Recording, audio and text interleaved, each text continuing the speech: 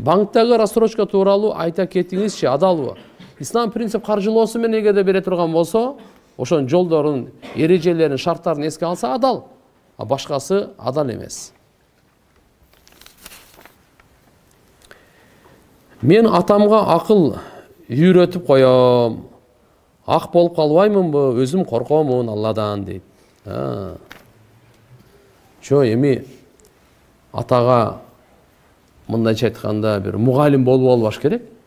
Бир кээ керек нерсе боло турган болсо айтып койсоңуз, ага пайдалуу да.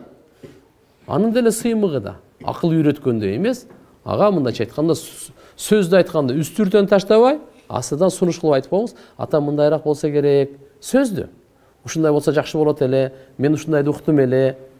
Өзүнүн баягы атага айта турган сөздүн таризин сунуш иретинде айтыш керек.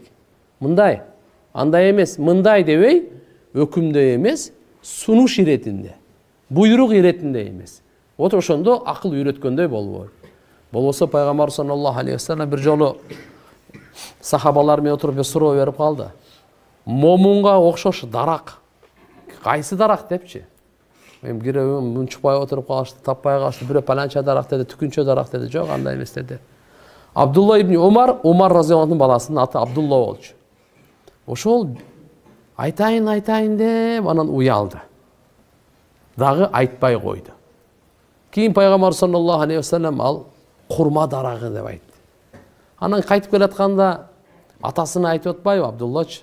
Умар разияллаху анхунун баласы. Ата, мен жүрөгүмө келди эле ушунун жообун айтайын деп аттым эле.